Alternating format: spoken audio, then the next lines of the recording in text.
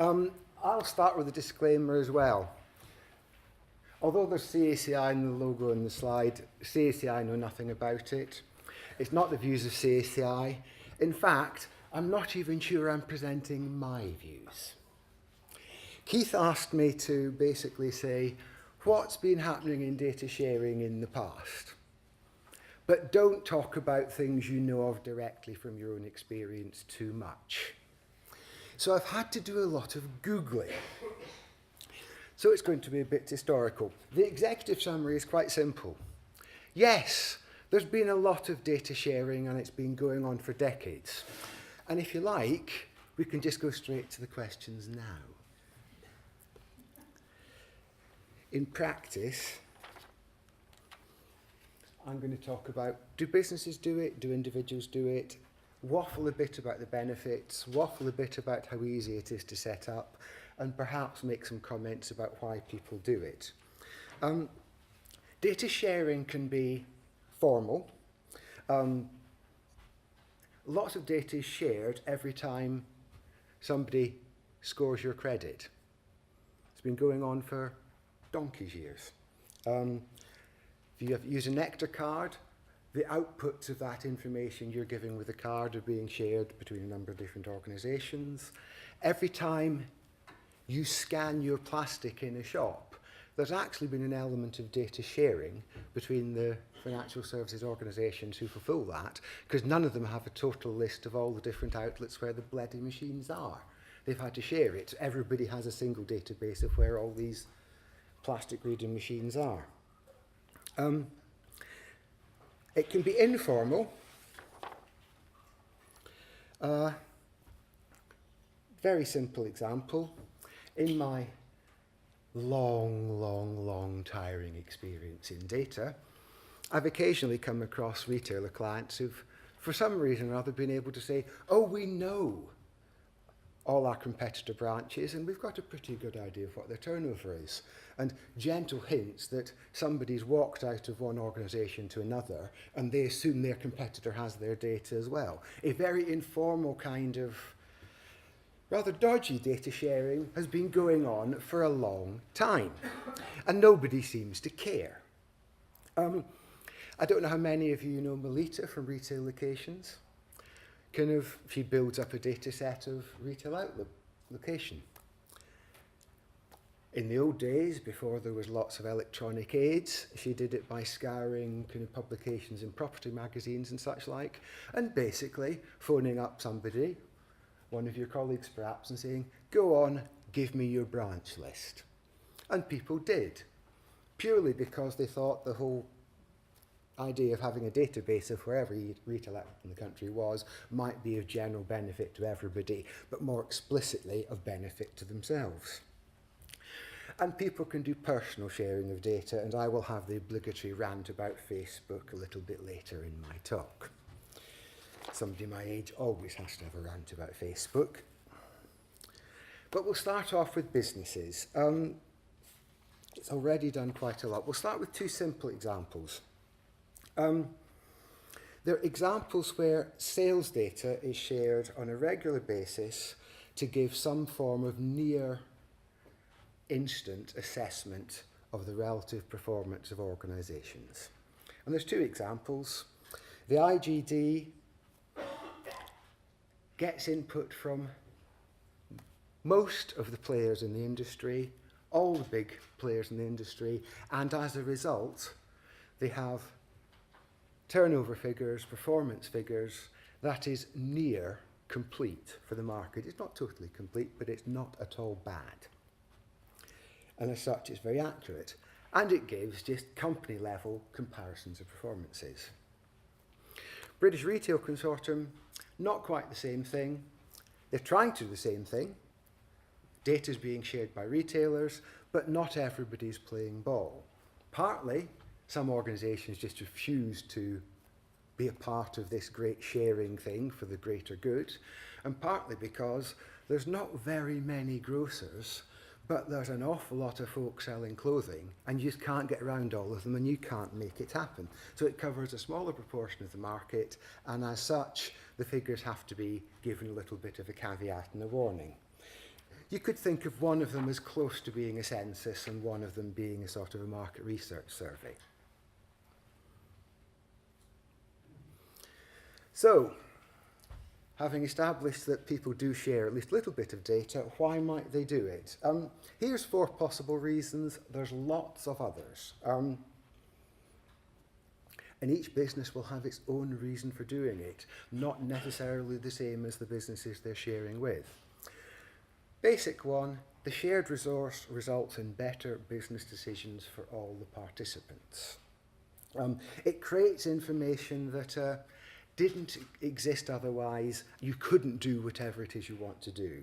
It might just create efficiencies in your business. It might directly help you increase profits. It might help you lobby in government.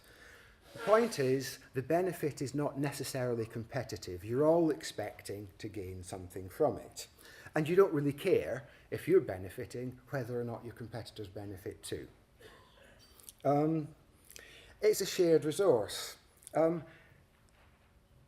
The better business decisions you get out of the shared resource could be very different for the different organisations. So somebody might be saying, this is a wonderful shared data set, it's really helping my acquisition strategy. Somebody else says, it's absolutely crucial because it's helping me build my forecasting model for setting targets for my brand managers. So each participant is getting benefit out of it, but they're not necessarily getting the same benefit. And that doesn't matter so long as they think they're getting enough and they don't care that their competitor gets something as well. It might eliminate problems. Credit scoring is an obvious example of this. If people didn't go around sharing all the data, it'd be damn sight harder to do the credit scoring. Nobody would benefit. I'll come back to examples of that later. And sometimes the sharing can generate immediate benefits and sometimes they're longer term. An example of an immediate benefit would be lots of organisations with permissioned email databases where they also have the individual's name and address, pooling that into one great big file to do something like appending emails onto customer name and address lists. Such services have been around for quite a while now. It creates something that wasn't possible before because the individual organisations doing it didn't have a big enough data set to make it really viable on its own. It's only when everybody shared and decided to take a share of the profits from it that it was worth doing. Indirect benefits, a nice simple example. First one of my own. Keith, sorry, I have got to have some of them. Our ACORN data set, we give it away free to academics through the UK Data Archive. This is not because I'm a nice person. I am not a nice person. I do it for 2 very good reasons. The first is, when academics ring up our office and get through to the telesales team and start saying, can I have data but I haven't got any budget, it stops the telesales team phoning somebody else to sell it. So it's much easier if they've got a nice simple script that says, go over there, your university's already registered, you can get it for free, read it, read the license, if you can tick it, get out my hair. But you say it a bit more nicely. It saves me time. And the second one is just pure personal pleasure. Because over my last 33 years, I've rapidly kind of come to the conclusion that academics don't often talk to each other because they all keep on putting pieces in their papers saying, you can't get hold of business data, and they never tell you how it's done. To which I say, over in that data archive that you academics share, I've given you it free and I've told you I've done it. Sorry, all the academics in the audience, but I have to get that in. It's my last chance. I'm retiring in 3 months' time.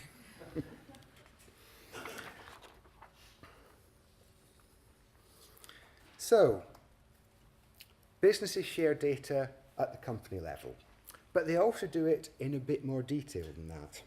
And I will say straight away, there may be people in the audience who use either of these 2 organisations more directly than me. If I'm saying something that isn't totally accurate, it's because I've not interpreted the websites in my Google searching well enough. Please correct me.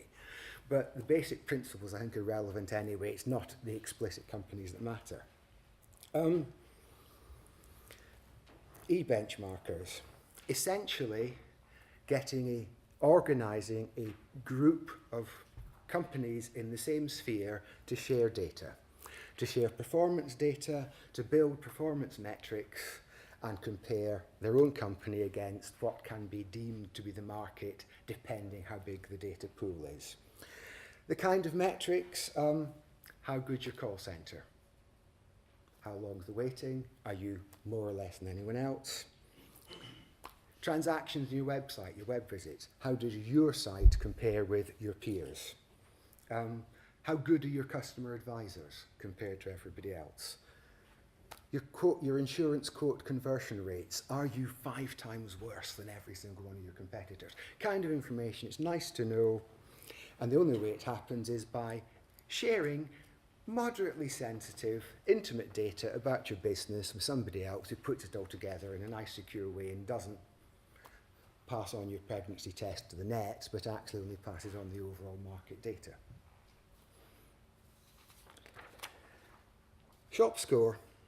The interesting thing about ShopScore, as opposed to eBenchmarkers, the benchmarking was by different segments of somebody's business. What Javelin are doing is cutting down the sharing to very precise geographic locations. So same idea, but dicing it a different way. In essence, to allow Martin's colleague to say, are we doing better or worse than is the average in Wigan? I don't know why Martin's particularly interested in Wigan, but I'm sure he's fascinated in Wigan. Second big difference is that, as far as I can tell, the basic rule of both of these data poolings is group of members, participating members, put the data in and they get it back out. With ShopScore, it appears to me that certain very top-level data is then also permitted by the contributors to be used for other purposes for commercial gain, which is quite an interesting thing. It certainly creates economic benefit beyond the immediate group of members.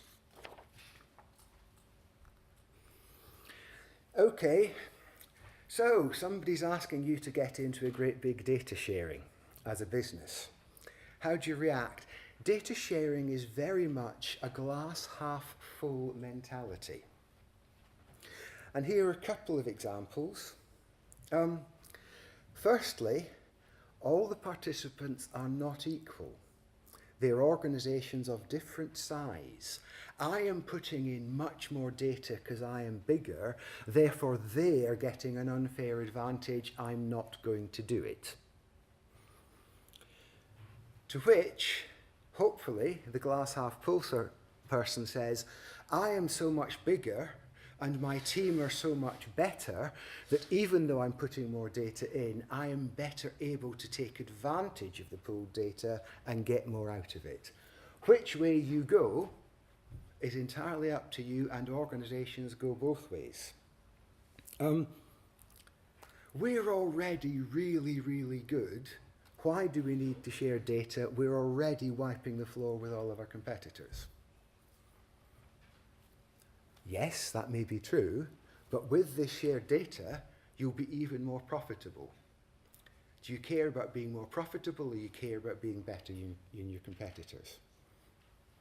And one that we've already touched on earlier, and I'll come back to again, I mustn't be seen to be doing anything my customers may dislike or that will allow the press to attack me for somehow misusing my customers' data.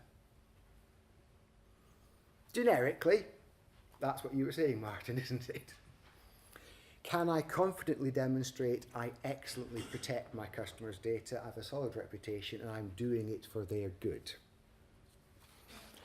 Now, all of those three, both sides of each of them, are real, I know, because they're statements that have been made to somebody at CACI at some time while setting up my next example, a mortgage market database. It's been going on for a long, long time. And in essence, the mortgage lenders pool their data about your mortgages. So it's very important to put that word anonymously in big, big letters and shout it out loud as early as possible. It's most of them. So like the IGD, the data comes through anonymized, broad geographic data, local but not down to address level, and it gets added up to give a very, very good picture of the total market, a level of understanding that was previously impossible to imagine without the data sharing.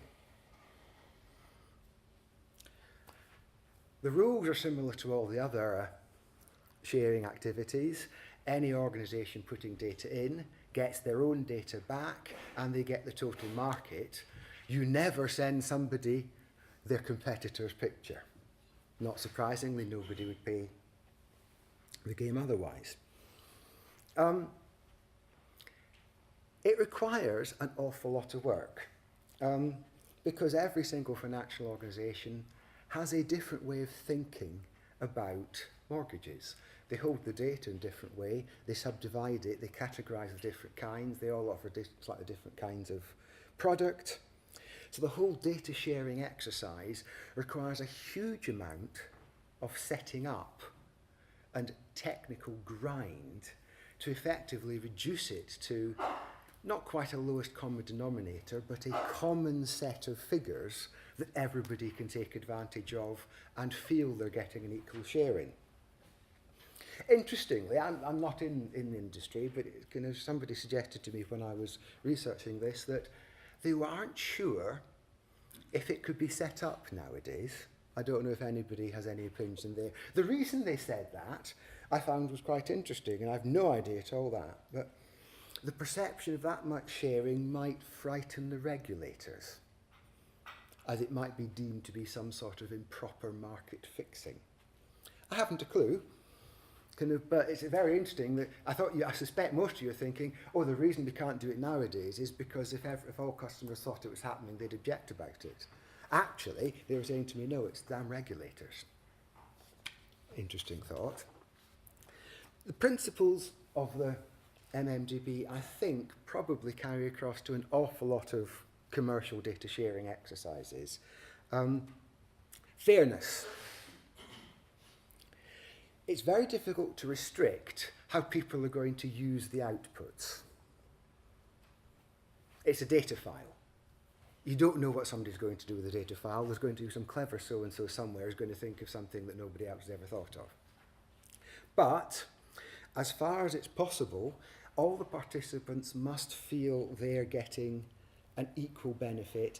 It's designed equally for all of them. So there can't be anything in the structure of the way the data's pooling that looks like it's of more benefit to organisation A than organisation B, which sounds very simple and straightforward. It's a lot harder to set up than it might be. You've got to have a common view. I mentioned before, everybody has different mortgage products. How are you going to define it so you can compare A against B? That means the different lenders have to sit down in a room, all talk to each other and say, okay, on balance, we as analysts think your product that does this is sufficiently similar to our product that does that, and his product that does this, that we will call them all the same thing for the purpose of analysis. Huge amount of setup work is required to make the data meaningful, provide structure to it. There's got to be an awful lot of flexibility, because if you're going to all this work to set up data sharing, you don't want the whole thing to fall flat on its face after 1 year of operation. The mortgage market database has been going on for over 2 decades. In that time, there's been a heck of a lot of changes. For a start, there wasn't an awful lot of stuff going on in the financial service industry online back in 1991. There's a bit of it, but it's not the same as it is now. So the whole picture of what you're trying to measure and what you're trying to collect has had to change and evolve on a regular basis.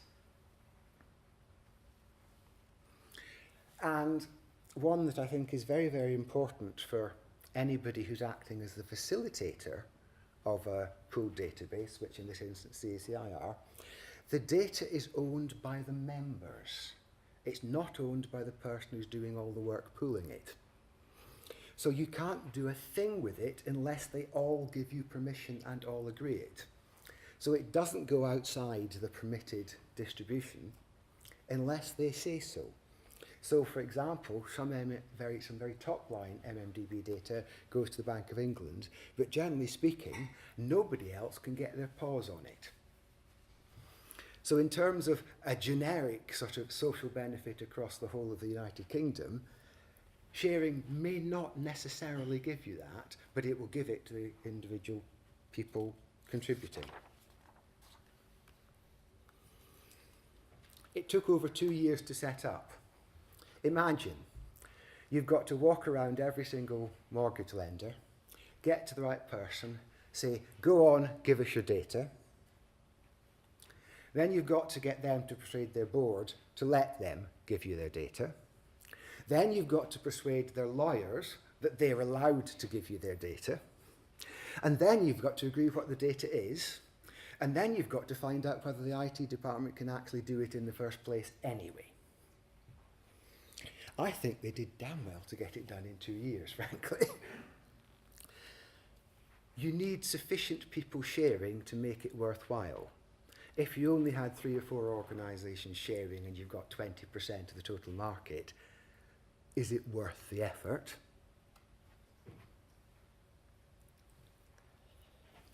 And because there's lots of different sizes of organisations, in this particular instance, they don't all pay the same amount of money for getting the same service. The members agreed that a very, very small regional building society, if you want them in to get the maximum market coverage, you don't ask them to pay what the big boys are paying.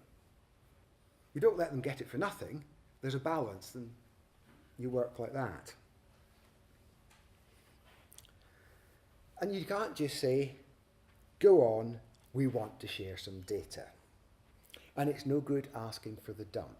You've got to do very, very detailed definition. It's a geek's world, data sharing. It's not policy wonks going on and say it's a wonderful idea. Somebody's got to get down to the nitty-gritty and make it happen. Because if they don't, you can talk about data sharing till the cows come home. It'll not work. It's for the specialists.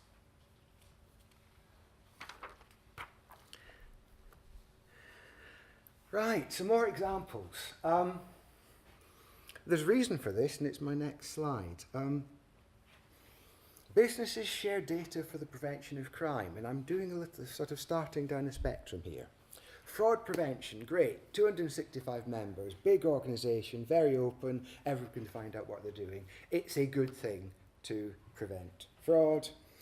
Big database sharing information, both about frauds committed against companies and potentially about people you've employed who've been dodgy, so you can warn other folk not to employ them because they've been doing the same thing. Wonderful. Retail Loss Prevention Fashion Forum. The heads of loss prevention for lots of the high street fashion stores are sharing data about crimes occurring in their stores and such like. It's not as easy to find anything out about the people who facilitate this. I can find a small website for the forum. I can't find anything else about the organisation who set it up, other than they do lots and lots of other ones. So I can't tell you very much about it. Retailers Against Crime are sharing video and photographs of individuals who they're telling their partners in crime, are criminals.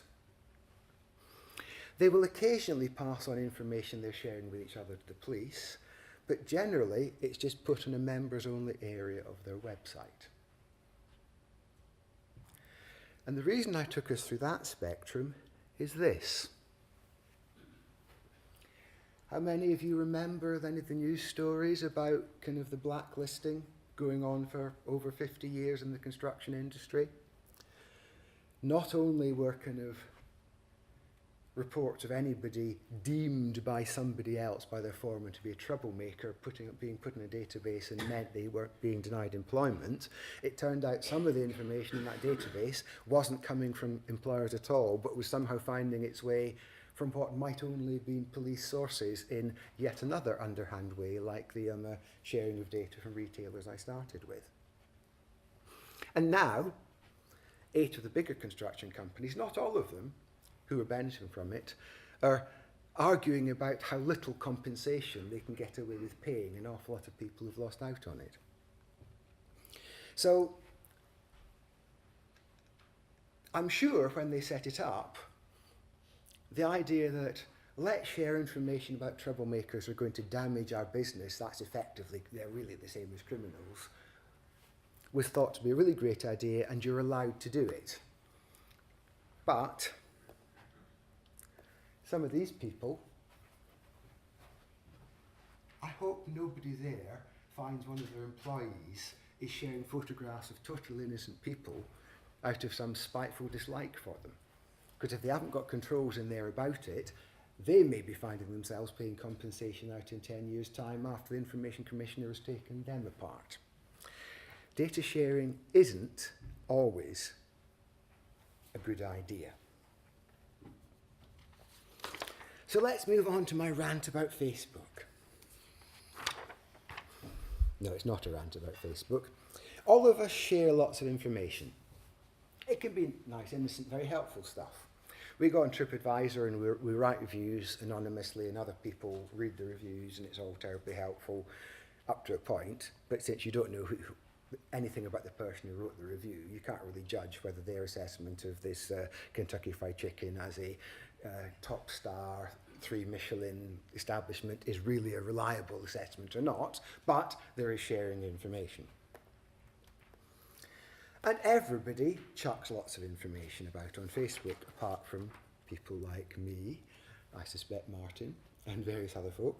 My daughter doesn't anymore, she's a teacher.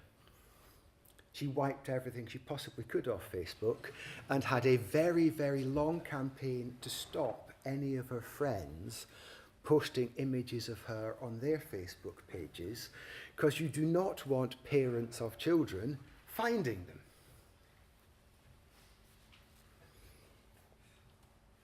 But everybody seems quite happy to sort of give Facebook anything. And interestingly, in the modern day and age, people like Facebook seem to think they're entitled to whatever they want to with any bit of data you happen to give them. And kind of it's all freedom of expression and freedom of this and freedom of that, and there's no rules whatsoever. We had Amazon before. Now, it may well be that members of the public think Amazon are good. Whenever I go on Amazon and they give me their useless equation of what I might like, based on presents I've bought for my granny, my children, my friends and everything, and it's totally irrelevant to me, I think they're spamming me. Because I've got to get through 5 pages of rubbish before I get to a recommendation that's the least bit interest to me. So we'll have to agree differ on that one. And apps. Apps is a fascinating one because they all want to get hold of lots of information, as we've already heard. What interests me about it is you don't really have a choice. You have Hobson's choice. If you want that app, you give them whatever they want. Maybe not the way you think about it, but if you want the app, you've got no choice. That's the way the world is at the minute. You find another app if you don't like the permissions. And do they need all the permissions they're asking for? I can see no logic for most of the things they need to access. Certainly not for the facilities they're offering me. So, why do we do it? Well, on the one hand, WebTrends says it's because we trust them. We're happy to share our name and address and email address with a retailer. The youth couldn't care less what they share. And a good proportion of us will quite happily give up any sort of personal information for a free pizza delivery. We'll still pay for the pizza so long as the delivery is free. We're cheap. Some of us object about giving a little bit of extra data, but basically, we love all these internet companies, we trust them. Well, sometimes we trust them. Orange did some research. Most of us find it hard to trust the way companies are using our personal data. That doesn't say the same as WebTrends. Most of us think everybody holds far too much information about us already. And we don't think we have any control whatsoever about what anybody does with it. two entirely different surveys. Which brought me on to an example close to my heart and very relevant to Doug, because I think I'm correct in saying that the very first purpose of Doug was to negotiate with ONS about access to census data for private sector companies who were their members.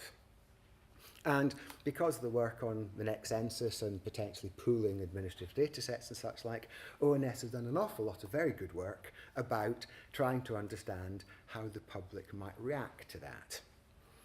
And I've only got a chance to do a couple of highlights from their paper. 3/4 of us don't object to admin data sets being given to ONS. If, when you're asking the question, you spend a good amount of time explaining who ONS are, how they're going to take care of it, and everything else, you can up that percentage quite a lot. On the other hand, 3/4 of us don't like data sharing in general.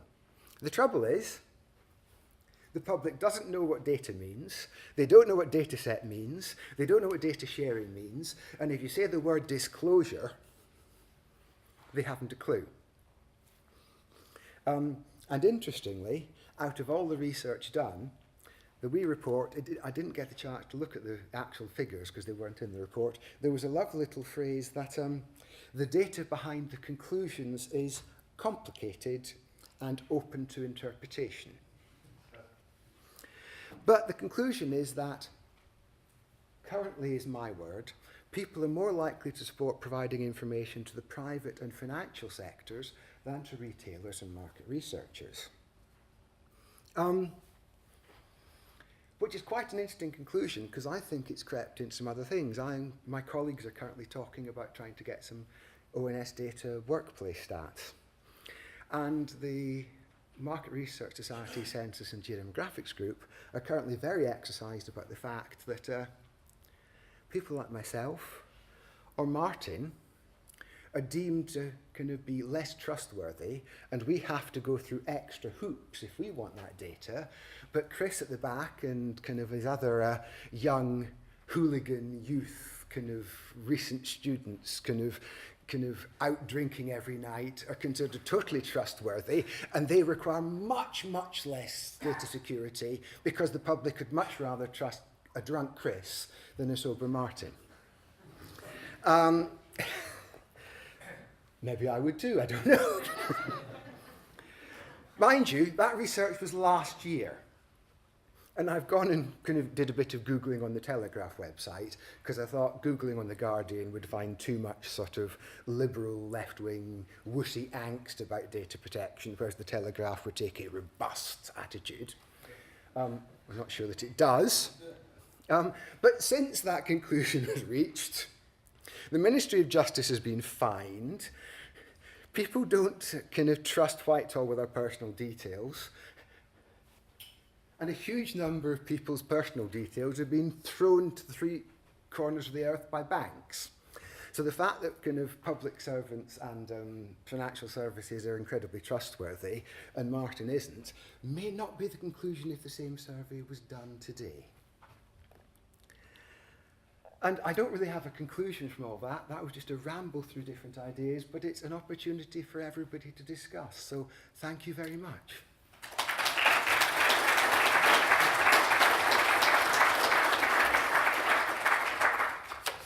Over to the floor for questions. Yes, we've got one at the back.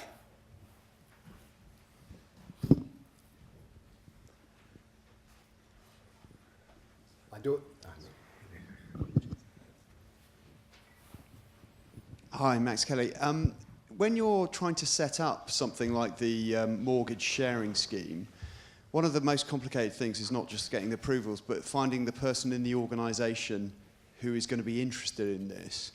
Who do you target when you're looking to do that? I haven't a clue because I didn't do it. You basically, from what I've gathered from talking to the colleagues, it's over 20 years ago, so it's memories of what the colleagues said at the time. You get into the organisation and you punt the idea across people interested in analysing data who can see a benefit. You've got to start with somebody who sees a benefit from sharing the data that will allow them to address a particular problem that's currently on their in tray. And that would be different in every organisation. So that you are literally walking around, okay, it's not of interest to you, who are all your colleagues, you're just trying to network across the whole financial services organisation, finding somebody who's got a problem they can't solve without better data. And hopefully you find at least one of them in every organisation, and that one person has sufficient influence to make the business do it. That's why lots of data sharing falls flat on its face. It never gets to that stage. I think there's another one over here, yeah. Hi there, Duncan Shaw, Nottingham University. Sorry, I've got a bit of a cold. We've got the Data Protection Act. We're all sorted. There's some new trust marks going to come along. The ICO are floating that idea. I'd just like you to, in view of what you've talked about, give a bit of a critique of the current Data Protection Act and what's needed. I'm not sure I can do that because it's not sort of something I'm a specialist in. I was more throwing out kind of what people were saying about perceptions from the member of the public. I mean, the two things on that individual side that struck me, firstly was there seemed to be a great deal of potential for the way stories are thrown up as scares in the media to swing public opinion one way or the other. The thing I found particularly fascinating about the ONS research was explaining it properly increases people's confidence in it, and I think it needs an awful lot more explaining by everybody, and I suspect there's a number of members of the public who just instinctively not want it to be explained and would much rather rant about it, because nowadays you also have the wonderful benefit of going online to a forum and ranting based on absolutely no logic, kind of sense, knowledge or anything whatsoever, and other people will take you seriously, at least as seriously as they take any other opinion. So that process of explaining needs to be done an awful lot more to get more and more data sharing up. I could even be provocative and say there might be some elements of data sharing that, because of the modern trends in terms of attitudes, there's going to be less data sharing than there was potentially 20 years ago. We can't do it as easily because the public are going to scream foul, or because some journalist is going to do some form of sting and decide one day's good article is more valuable than the damage they do to the potential for the economy of the country. Journalists are like that. It's their job. I'm being very cynical, aren't I? Pete Benton from ONS, involved in that work looking at public attitudes, and just want to reflect a little bit more on what we found. People couldn't really give an opinion about what they thought about data sharing until you spent nearly 2 days explaining to them, and that was just the context of explaining government use of data. And there are so many uses out there. Many of their opinions are formed by what they read in the media. They don't really understand what's behind it. And it's big events like losses of data that seem to shape people's opinions. Given the lack of understanding, the breadth of the complexity and the event-driven nature of it, you kind of think we have no hope of controlling or managing or predicting where all of this is going to end up in terms of people's real opinions. One part of me thinks we'll get to the point where people say, oh, I just don't care, I can't control it anymore. Look at Facebook, look at all the apps we just say yes to. Another part of me thinks at some point there's going to be a backlash and a revolution. I'm leaning towards we'll just give up and we'll just accept it. But I'm interested in other people's views about where that might end up. I would agree with all that. In the same way as there's sort of been a whole cycle in the way we all do our grocery shopping, and kind of there's currently a backlash against the major grocers. I would not be perhaps as pessimistic as you said there about there being a backlash at some time and people taking a slightly more mature attitude to data sharing so long as it's properly explained to them. But the task of explaining is a very, very big one. And I mean, I know I've kind of on various sort of forums, internet forums I'm on, somebody's happened to have a rant about something, and I've been sort of had abuse heaped on me for saying things like, ONS are actually bloody good at looking after your data. They're one of the safest organisations out, and you get hit by all sides. And so you try and explain what I from outside know about the process of the data and such, like why I think it's perfectly safe, and try and explain concepts like disclosure. It takes a long time, and half the people don't take it. But unless everybody everywhere is putting forward the benefits of it and emphasising the safety of it, I think sharing of corporate information as opposed to individual information is going to be a lot easier over the next 5 to 10 years. But no, I'm not as pessimistic as you are. I was being provocative when I said I think it might stop the whole thing happening. But it could. I think we're running a little bit over, so probably time for one more question if somebody else has a question. No, in which case I'd just like to thank John again for...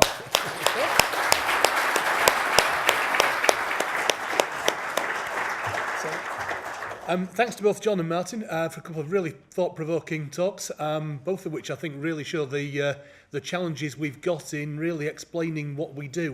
Part of me quite likes the fact that as a data professional, some of the population regard me as part of some sort of cabal of supervillains, but I suspect somewhere we may have to move on as an industry from that. Coffee is now served outside, and I think we are due back in, will it still be 22, or have we got a bit of, should we take a bit of flex on that? A little bit of leeway, but we'll chase people up when we're ready. Cool, so we will hound you back in at some stage around the 1:45, Mark, I suspect. Thank you very much, everybody.